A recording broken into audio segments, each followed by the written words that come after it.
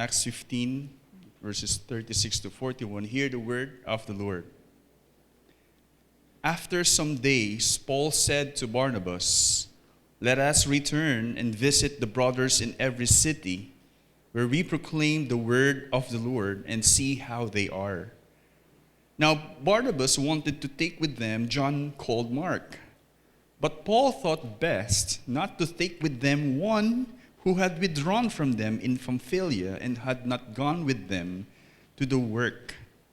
And there arose a sharp disagreement, so that they separated from each other. Barnabas took Mark with him and sailed away to Cyprus. But Paul chose Silas and departed, having been commended by the brothers to the grace of the Lord. And he went through Syria and Cilicia, strengthening the churches. Again, what's the response? May your word live in us and bear fruit to your glory.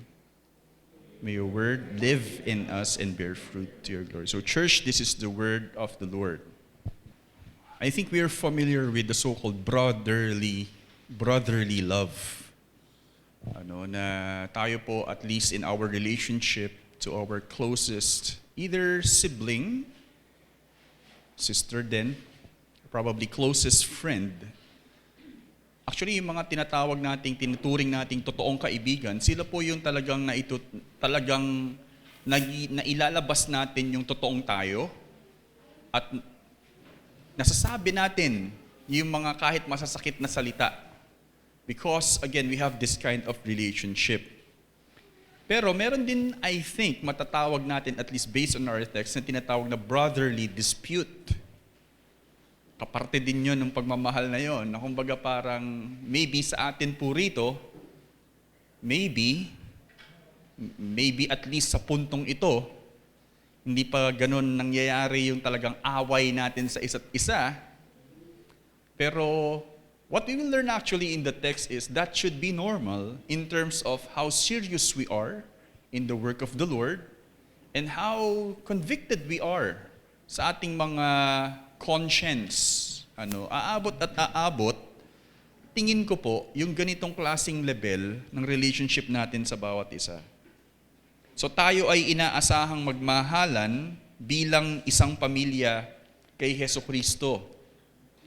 Ngunit sa isang pamilya, hindi natin maikakaila na mas madalas na nagiging totoo tayo sa ating pamilya o sa mga pinaka-close natin kaysa sa iba. Ayan. Sa bahay, mas madali nating ipakita sa isa't isa ang totoo nating ugali. Tama po ba?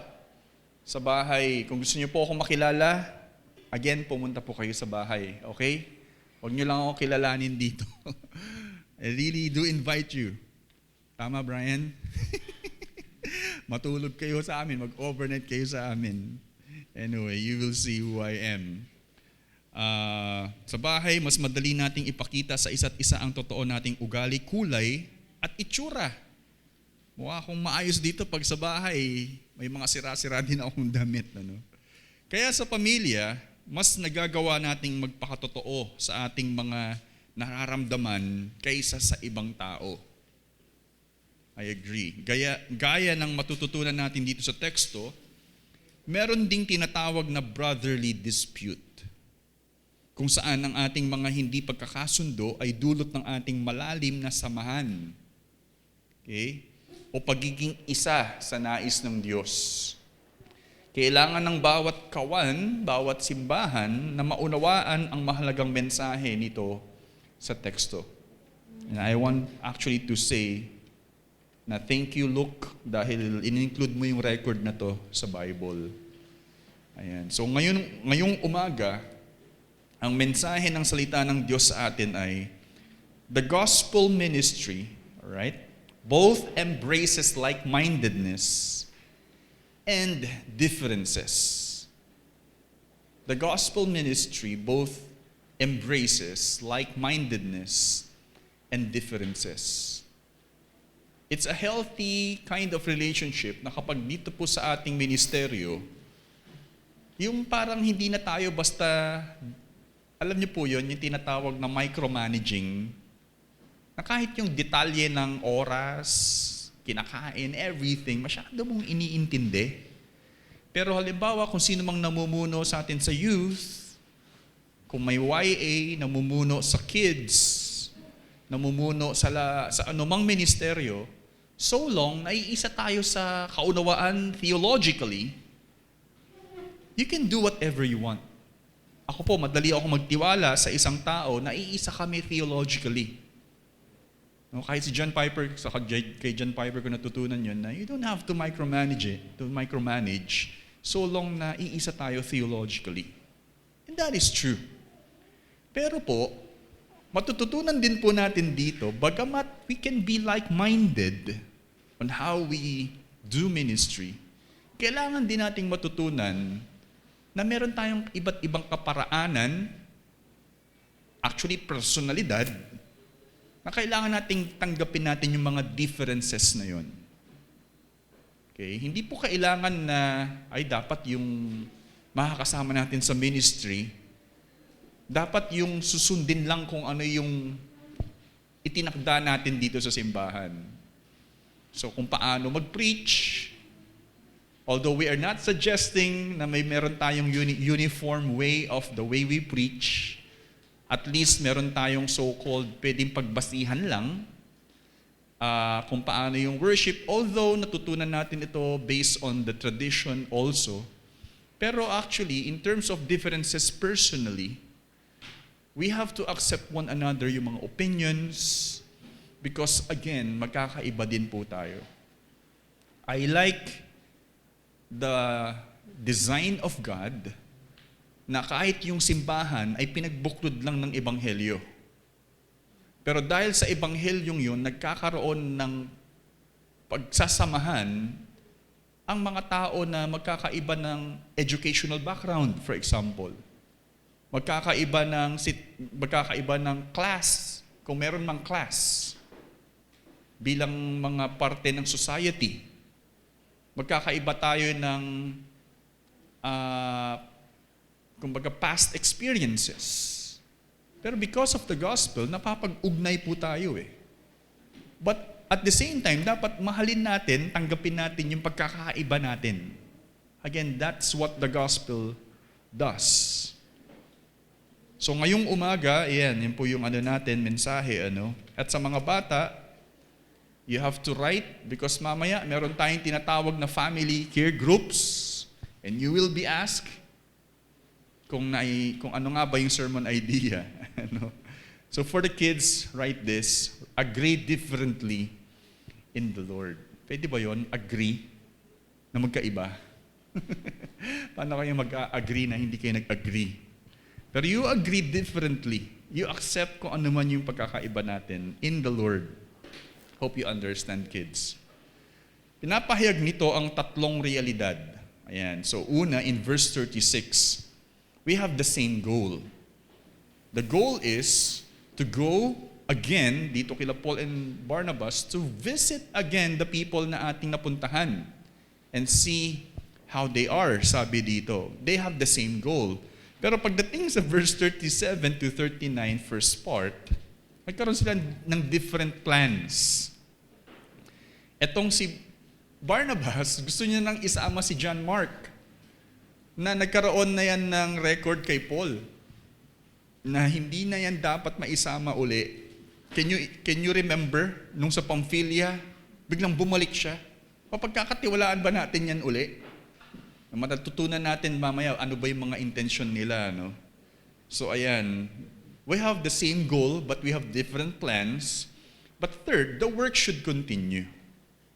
That's the third. Work continues. The work continues. 39b to 41.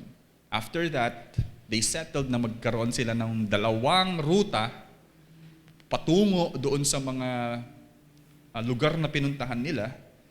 Pero nagkaroon sila ng kanya-kanyang mga partner na. Pero nagpatuloy yung goal na yun. Yung work actually. And then for the kids, 3 words, at least in summary dyan sa mga points na yan. Una, one. There is one, no? Kumbaga, what is that? Yung mission na yun. First is one, and then second in verse 37 to 39, diversity, differences. May pagkakaiba-iba tayo, diverse. And third, onward. Okay? Magpatuloy. Forward or onward to the work. 39b to 41. So one, diverse, and then onward. So kids, again, you will be asked later in the care groups. You will be part of our care groups today. I hope at least meron kayong masagot dito. Ayan. So una, let's start with the same goal. Sa muling panunumbalik at pananatili nila Paul at Barnabas sa kanilang lokal na kongregasyon in Syrian Antioch, few miles or not that long miles from Jerusalem, sunod na nangyari, in verse 36, let's read, "And after some days, Paul said to Barnabas, 'Let us return and visit the brothers in every city, where we proclaim the word of the Lord and see how they are.'" Maganda po yung pagkakasaad dito ni Lucas kasi hindi ito yung right away na nangyari after the, ano ba nangyari? Di ba? Yung sa council,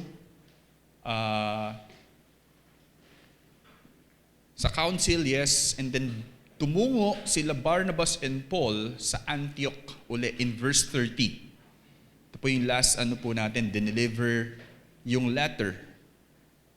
And then after some days, we have to be critical doon. May nangyari during those days. Which is mukhang yun ang hindi inilagay ni Lucas.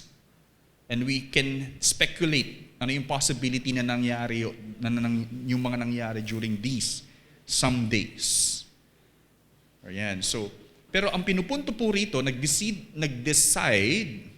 ng desisyon si Paul at Barnabas na sinabi ni Paul, ayan, bumalik tayo doon sa mga lugar na pinuntahan natin, yung first missionary journey. Okay?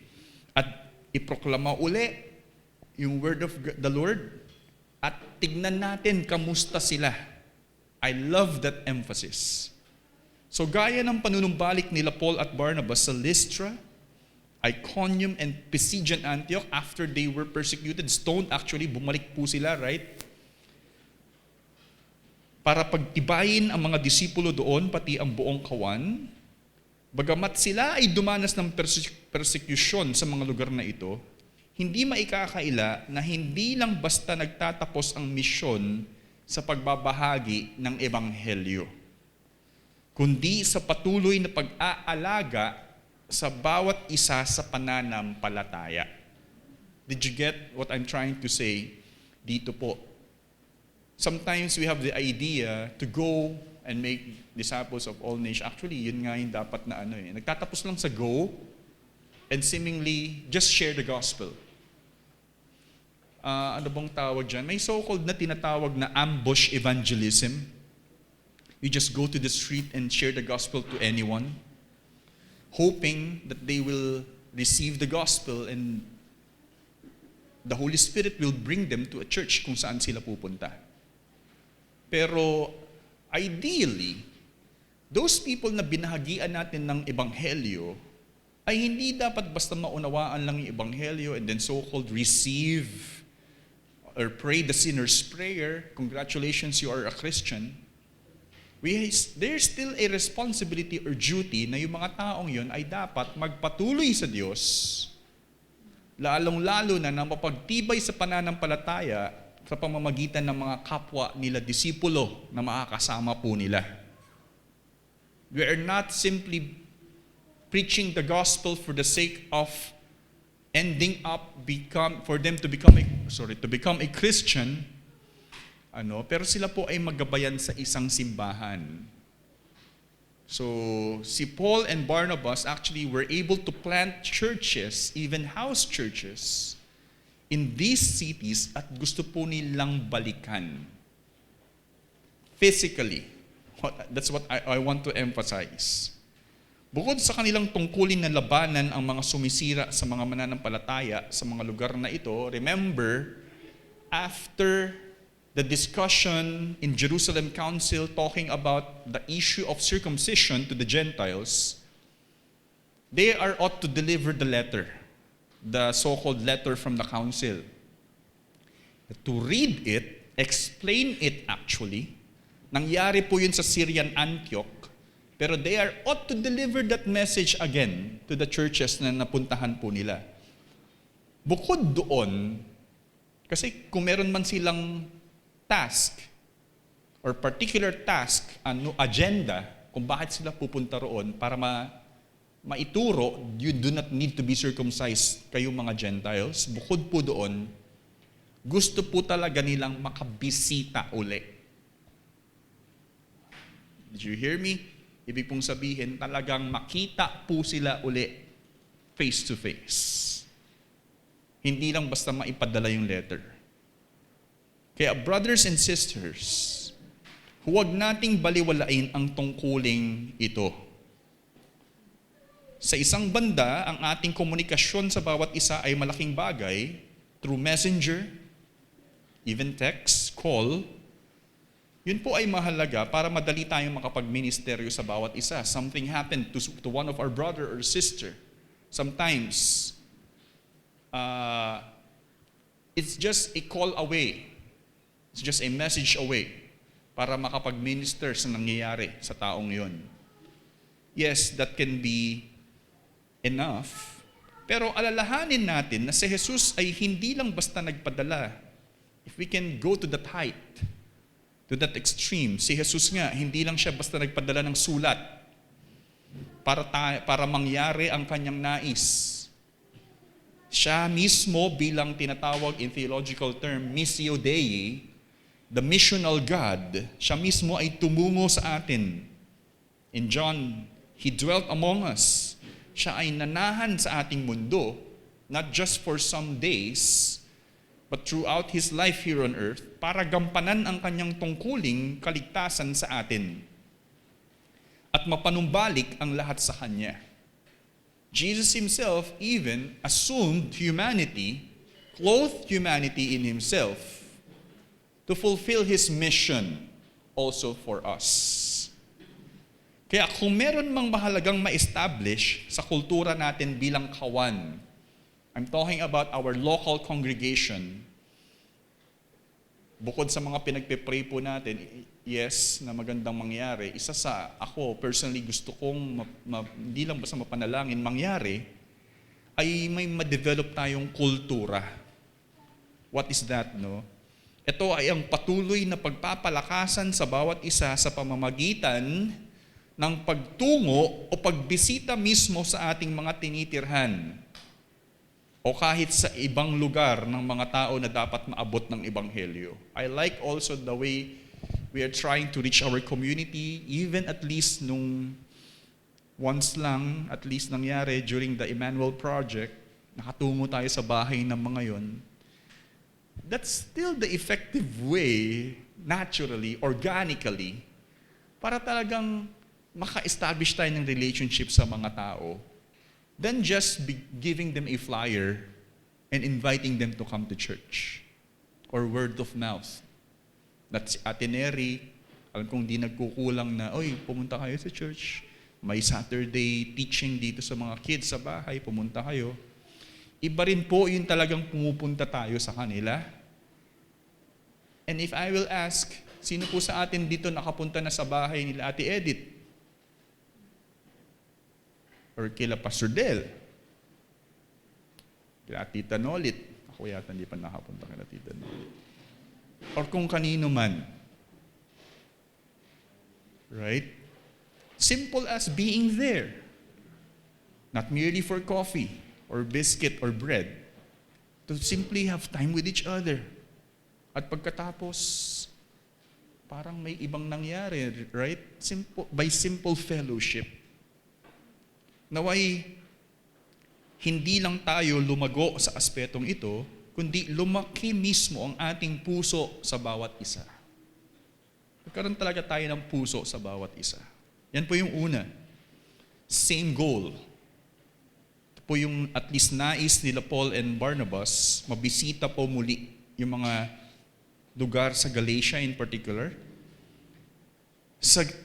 And then pangalawa, different plans. Yan, nag-heighten yung sitwasyon dito. Sa tila madaling pagsang-ayon nila Paul at Barnabas sa iisang nais na bisitahin ang mga tao sa kanilang napuntahan, ito po ang nangyaring sunod. Let's read verse 37 to 38 to 39a. Now Barnabas, tama po ba? Yes. Now Barnabas wanted to take with them, sa kanila ni Pablo, si John called Mark. But Paul thought best, no, not to take with them one who had withdrawn from them in Pamphylia and had not gone with them to the work. And there arose a sharp disagreement so that they separated from each other. Okay? Sino nga ba sa atin ang gugustuhin makasama muli? For example, sa trip, punta kayo ng Hong Kong, for example, or US, no? And then, meron kayong nakasama one time, nung nag-stop over, wag na lang sa Hong Kong, for example, saan man, sa malayong lugar, nag-stop over sa Singapore. Pagdating sa Singapore, biglang, ay, hindi na lang ako sasama, sorry. I have something to do, and I don't think I can really make it. Biglang nag-book ng flight sa Singapore, pabalik na lang ng Pilipinas, at hindi na tumungo talaga sa Canada or whatever, or wherever. Sino po sa atin yung gugustuhin na, uy, sasama uli siya? Ha? Iniwan mo nga kami, papunta doon eh. Or for example, pupunta kayo sa Afghanistan, missionary trip, let's say, ganun Ay, pagdating sa stopover na yon, ay hindi na pala ako sasama. And then ini-invite uli, ng kasama nyo, na sumama yon for that missionary trip. Paano kayo makasisiguro na ang taong iyon ay gugustuhin ang nangyari sa huli ninyong trip, na kayo ay binato at kinagalitan ng ibang taong pinuntahan nyo? Paul probably is thinking, binato nga tayo sa Lystra. Sa Derbe, naka-escape tayo roon, for example. Si John Mark, isasama mo, tingin mo gugustuhin niyang mabato rin? Gugustuhin niyang kagalitan ng mga tao? So ano pa ang aasahan nyo sa taong hindi lang kayo iniwan dati, kundi for him, tumalikod siya sa mission ng Diyos. Tinalikuran niya mismo yung Diyos sa mission na nais niya. Ito ang masasabing ilang concern, I think, ni Paul. At para sa kanya, ito ay maaaring personal sa kanya. Kasi kay Barnabas mukhang hindi, okay lang eh. At siya ay may hinanakit. I share itong mga tawag dito, mga nararamdaman ni Paul. Sometimes may mga ganyan din po ako na minamarkahan na personal lang po sa akin. Because I'm serious in the work of the Lord, at some point, there are people na hindi mo naman talaga maasahan. Pero para po kay Barnabas, na ang literal na pangalan po ni Barnabas, again, son of encouragement, very encouraging. Hindi, isama natin si John Mark, okay lang. Gusto po niyang bigyan ng pangalawang pagkakataon si John Mark. Pero apparently, ito pong si John Mark ay pinsan po pala ni Barnabas. Sinabi po ni Paul sa Colossians 4:10. Magpinsan pala to, So maaring natuto na si Mark. For example, bumalik siya sa Jerusalem. Pero who knows? Mukhang natuto si Mark. At willing siyang sumama uli. At marahil, lumago na rin siya kahit papaano sa pananampalataya, sa grasya ng Diyos, na ang kailangan lang nilang gawin ay unawain natin, Paul. He is a brother, a work in progress. He is a work in progress na kapatid natin, Paul. Huwag ka naman mag-jump into conclusion. Dito, dinescribe ni Lucas na nagkaroon ng pagtatalo sila Paul at Barnabas na literal na meaning, na ang literal na meaning ay, sabi po dito, sharp disagreement. Nakalimutan ko yung mismong term. Parang sounding like exorcism yung paroxysm eh. Sabi ko, exorcism. Baka ganun doon na derive yung word ng exorcism. Ano po ba nangyari ng exorcism? Di ba? Parang sinasaniban. Actually, that term, literal ang meaning in medical context ay convulsion. Yung pag mataas yung lagnat, nagko-convulsion. The description that Luke used here is parang ganun yung nangyaring away ni Paul at Barnabas. Sobrang init nila sa isa't isa. Ayan, so na kinakailangang magkaroon ng dalawang ruta ang missionary journey na iyon because of this kind of disagreement. Dagdag pa dito ang espekulasyon. Ito po yung isang speculation. After some days, sabi ko po natin, if you're familiar with Galatians, may inaddress si Paul kay Peter. Sino dito nakakaalala, no? Si Pedro, at one point, nakita ni Cephas, he recorded it in Galatians. Hindi na record dito ni Luke eh. Na nung dumating galing from, I can imagine, galing sila sa Jerusalem Council. Tumungo na sila dito sa mga lugar ng Galatia or somewhere in Syrian Antioch.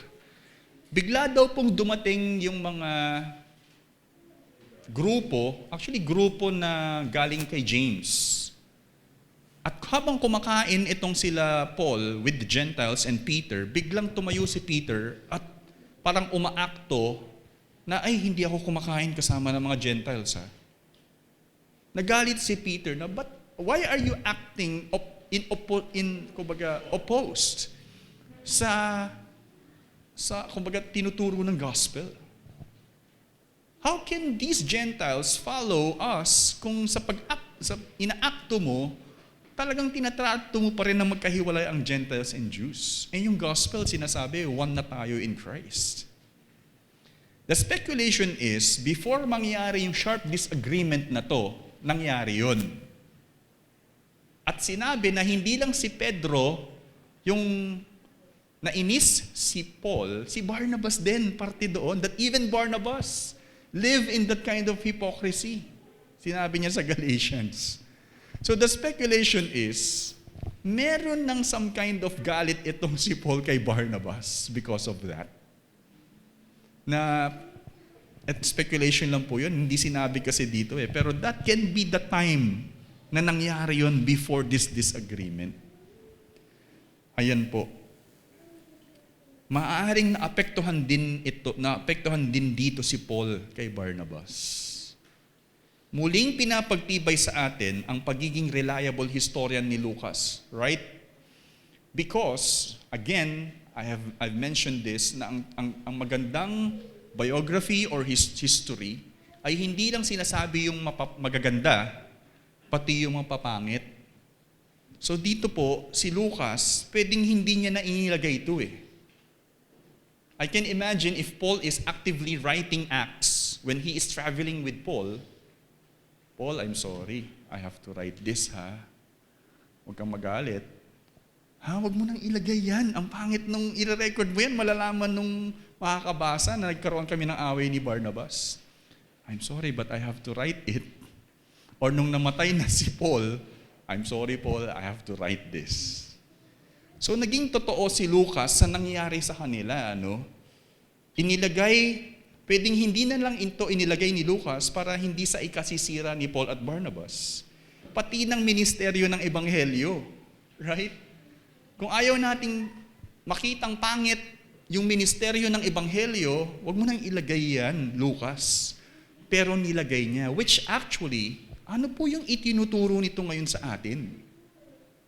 Bakit sinisiwalat ni Lucas eh? Nagiging totoo siya, lumalabas na ganito ang nature ng gospel ministry. Brothers and sisters, ito ang punto. Kailangan nating maintindihan na bagamat iisa tayo sa misyon at nais ng Diyos para sa atin, tayo ay magkakaiba sa mga personal nating kagustuhan at kapamamaraanan.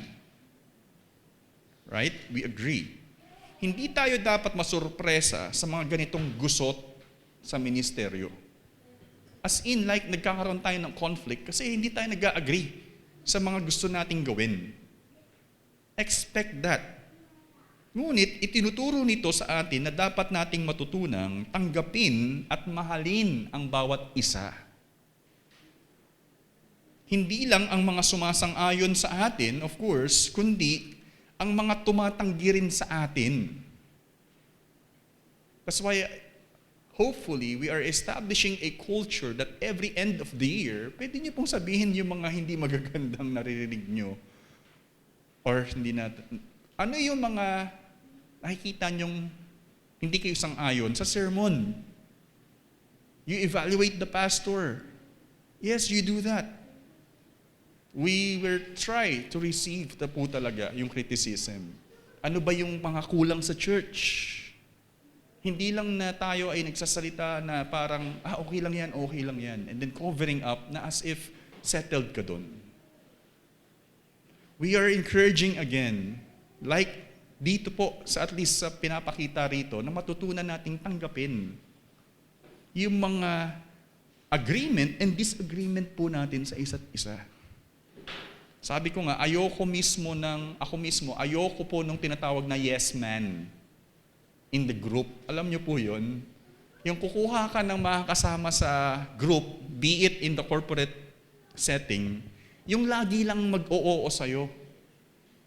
Actually, may mga churches na ang mga kina-qualify nilang mga elders ay yung mga mag-a-agree lang sa pastor.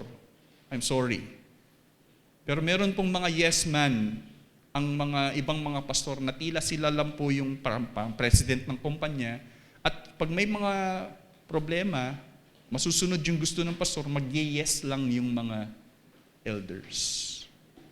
Actually, for me, what we need is real people, men, who knows what is right and who has the conviction to tell even to the pastor kung tama siya or mali. Yun po yung I think kailangan po natin sa church. Kasi nga po, magkakapatid tayo eh. Pamilya po tayo. Of course, kaya may parang, hindi naman warning, may note po tayo dun sa evaluation natin, nakikita niyo po ba yon? Na magbigay kayo ng comment in the spirit of brotherhood or sisterhood. Yung parang sabihin mo yan, in a way, na kapatid mo siya. Hindi yung magbibigay ka lang ng criticism.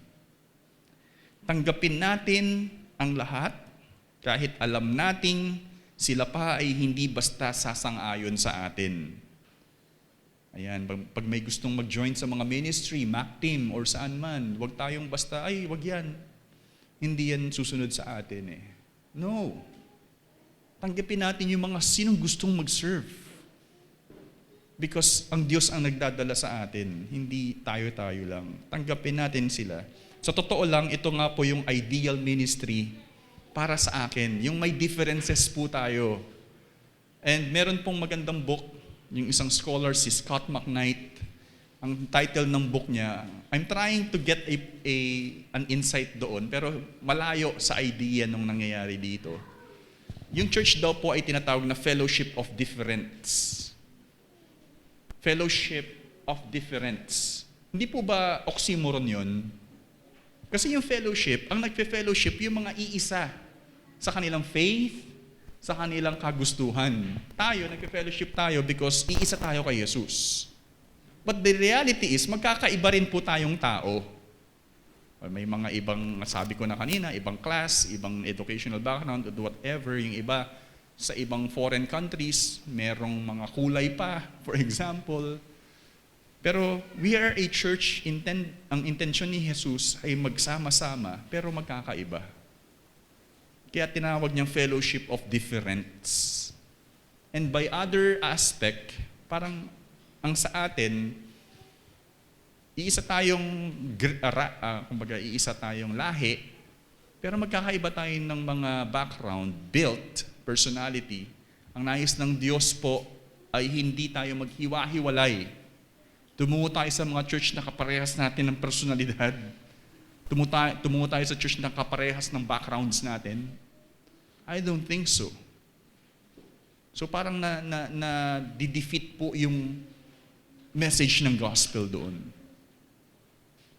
And the purpose is, magsama-sama ang magkakaiba for the purpose of loving each other and displaying the gospel.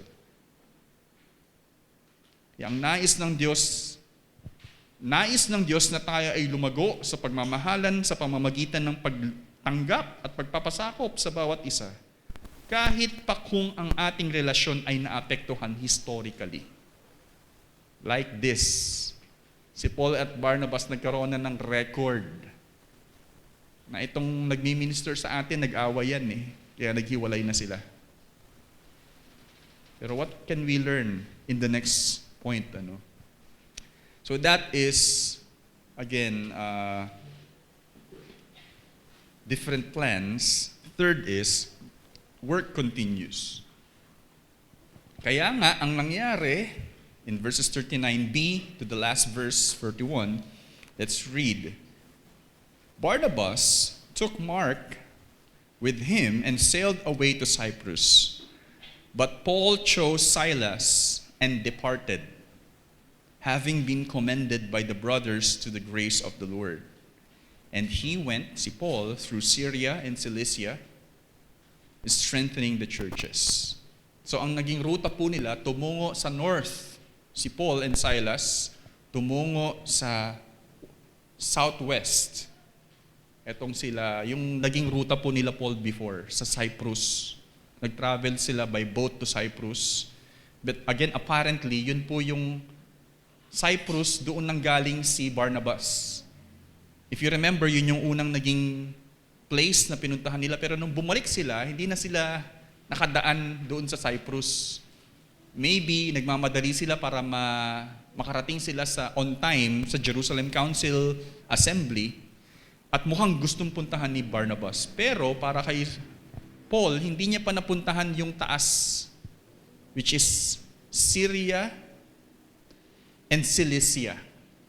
Bagong teritoryo po yun, di pa po na. Pero papunta doon na yung Lystra, Derbe, and Cilicia. Derbe, Lystra. Yung mga pinuntahan po nila. Too much of information.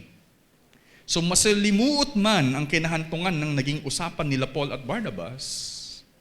Can you imagine, aalis kayo na meron kayong pinag-awayan? Kinailangan nilang isantabi ito at mag-move forward sa misyon ng Diyos. Ngunit, isinagawa nila ito sa kung ano ang nakabubuti sa isa't isa. Ibig sabihin, kaya nagdulot ito ng magkaibang ruta. Hindi nagsama si Paul at Barnabas because Barnabas wanted to take with him si John Mark na ayaw ni Paul. So nagawa ni Barnabas na makasama si Mark, ang pinili ni Paul si Silas. Ibig sabihin, nagpatuloy yung misyon, pero what's best is, huwag tayo magsama. Magkaroon tayo ng magkaibang ruta, magkaroon tayo ng kanya-kanyang kasama. That's what happened here. Isinama nga ni Barnabas si Mark sa ruta muli patungong Cyprus, sa kanilang native place, sa kanyang native place. At sa pagkakataong ito, tumungo si Paul sa kabilang ruta sa Syria at Cilicia na bagong teritoryo na kanyang tatapakan kasama ang propetang si Silas. Maganda rin yung naisama niya no? Kinilalang propeta po si Silas Sa kabila ng paghihiwalay ni Paul at Barnabas sa puntong ito, tapat nilang naisagawa ang misyon. Kinalaunan. What I'm trying to say is, matapos po yung misyon na nangyari, second missionary journey, nagampanan po nila ng tapat pa rin yung misyon nila. At nalugod ang Diyos. Kaya nga lang po, nagkaroon dahil sa disagreement nila, nagkaroon sila ng different ano. Pero what we can say is, ang kamay ng Diyos ay nasa kanila eh. Bagamat nangyari yung hindi sila nagsama, pero ginagabayan sila ng Diyos at pinapagpala po doon. Napatotoo nga ni Paul sa huli na si Mark ay maaasahan. What I'm trying to say is, at the end of all this missionary journey, can you imagine si Paul may dinadamdam, si Barnabas may dinadamdam. Hindi nakasama ni Paul si Mark. Pero si Barnabas, nakasama niya si Mark. Lumalabas, nung kasama ni Barnabas si Mark throughout the journey at nakabalik, Barnabas is now testifying, maaasahan talaga si Mark, sabi ko sa iyo eh. At this point in time, natuto na yan eh. Paul, in his letter to Timothy, look at 2 Timothy 4:11 in the screen, nakalagay I hope, sabi niya dyan, get Mark. Bring him with you, sabi niya kay Timothy. For he is very useful to me for ministry. Mukhang nire-recommend na niya later on si Mark.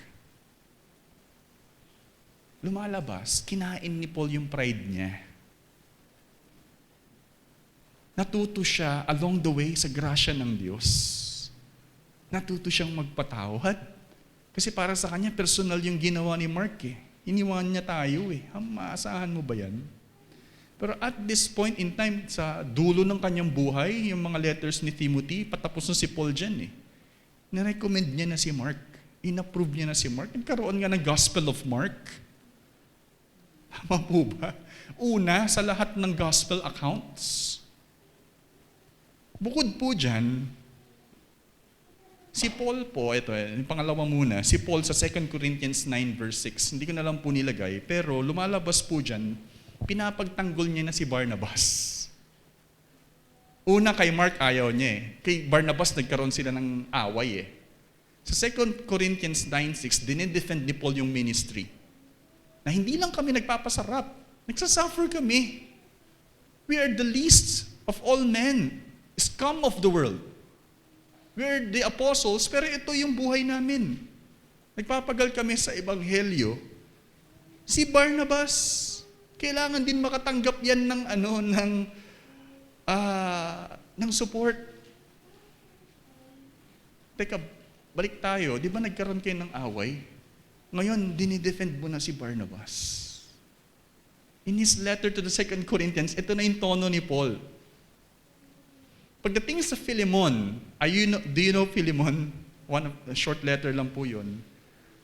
Ang ginagawa naman po niya, bagamat hindi kay Barnabas and Mark, tinasabi niya kay Onesimus, tanggapin po na si Philemon kahit nagkaroon kayo ng disagreement as a slave and master. Accept him now as brothers in the Lord. In the letters of Paul, natutunan po niya along the way yung grasya ng Diyos. Kung gaano natin dapat tanggapin ang bawat isa, after all, siya rin po nagkamali nung umpisa. Pero along the way, natutunan niyang tanggapin ang sino man. Dahil siya rin po nakatanggap ng grasyang iyon. Crush po ito na parang ang saya, na parang ganito yung ministeryo. Ito po yung masasabi natin dito. Sa lahat ng ito, brothers and sisters, bukod sa tapat na isinasagawa ng Diyos ang kanyang misyon sa kabila ng ating mga pagkakaiba, tapat ding isinasagawa ng Diyos ang kanyang pag-aayos sa atin dulot ng ebanghelyong patuloy na nagbubuklod sa atin. Can you imagine, Paul is preaching the gospel pero may galit siya. He is teaching the gospel na ang mensahe ay ma-reconcile tayo sa Diyos. Pero hindi siya nare-reconcile sa brothers and sa kanyang kapatid. Taliwas yon sa mensahe na tinuturo niya. I can imagine, along the way, tinuturuan din si Paul paano tanggapin yung bawat isa. Kahit nagkaroon ng galit, nagpapatuloy ka sa mission. along the way, nagkaroon man tayo ng rift sa bawat isa, hindi tayo pinababayaan ng Diyos na magkaayos sa bawat isa. The beauty of the gospel, the beauty of our ministry. Kaya't anuman ang harapin nating alitan, okay, o hindi pagkakasundo-sundo sa isa't isa, manatili tayong magpasailalim sa Ebanghelyo hanggang sa mapagpakumbaba at mapagbuklod tayo nito. Mapagbuklod tayo ng mensaheng pinapahayag nito. Brothers and sisters, what also I want to say is, right from our text, we can expect conflict, disputes about maybe to the point na convulsion level, yung galit natin because hindi tayo nag-agree. Pero magpatuloy tayo sa gawain kahit mayroon tayong naranasang ganun at hayaan natin ng Ebanghelyo ang mag-ayos sa atin patuloy. Hanggang sa matutunan natin ng husto ang mensahe ng Ebanghelyo patungkol sa grasya ng Diyos. Yan, bilang pagtatapos, mga kapatid, patuloy na binibigyang diin dito ni Lucas ang sasalaysay. Ano po yung tema na patuloy na overarching theme, at least dito po, yung grasya pa rin ng Diyos. Tinuturo dito yung grasya na tanggapin ng Jews ang Gentiles ang Jews. Tanggapin din ni Paul si Barnabas. Tanggapin ni Paul si Mark. Tanggapin din ni Barnabas si Paul. Tanggapin ng bawat isa. Tanggapin natin ang bawat isa sa ilalim ng grasya ng Diyos. Bukod sa kailangang ituro nila Paul at Barnabas sa mga Gentiles ang naging tugon sa konseho na hindi na sila dapat magpasailalim sa circumcision, kasabay rin nito ang pagtuturo ng Diyos sa kanila na maging makatotohanan ang kanyang grasya sa nangyaring tensyon sa isa't isa. You're teaching the Jews and Gentiles to accept one another through the letter of the Jerusalem Council. The Lord behind it ay tinuturo na tanggapin ni Paul at Barnabas din ang isa't isa. Parehas silang may magandang punto na isama si Barnabas, isama si Mark, wag isama si Mark, yes. Parehas silang may magandang punto, pero parehas din nilang kailangang intindihin ang sensitibong concern nila. May concern si Paul kay Mark eh. Barnabas, wag mo na lang isama si Mark. Pero hindi Paul eh. Okay naman siya eh. Kung paano nila dapat ituro na tanggapin ng Jews ang Gentiles at tanggapin ng Gentiles ang Jews. Ganun din po sa kanila may nangyayari. Sa mga naging sulat ni Paul, makikitang natutunan niya ng husto ang grasya ng Diyos. Just what I have said earlier. Huwag nating ipanalangin na magkaroon tayo ng pagtatalo dito sa church para lamang lumago tayo sa Diyos. God forbid. That should be our prayer. Na parang, in order for us to grow, Lord, give us conflict. Give us people na mag-aaway-away kami for the sake of our growth as a church. God forbid, wag na tayong dalhin doon ng Diyos. Ngayon pa lang, tanggapin na po natin ang bawat isa. Matutunan na natin agad. Huwag na nating hantayin na maging katulad tayo ni Paul at Barnabas. Ipanalangin natin na matutunan nating ipamalas ang grasya ng Diyos sa isa't isa sa bawat pagkakataon. Lagi tayong mag-operate sa labis na grasyang ipinagkaloob sa atin ng Diyos bagamat tayo ay hindi karapat-dapat. Right? Patuloy tayong mamuhay at laging bumalik sa mensahe ng Ebanghelyo at na ating ipinapahayag sa misyon ng Diyos sa atin. Lalahanin natin patuloy ang mensahe ng Diyos sa atin ngayong umaga. The gospel ministry both embraces like-mindedness and differences na nagsasabi ring agree differently in the Lord. Let us pray.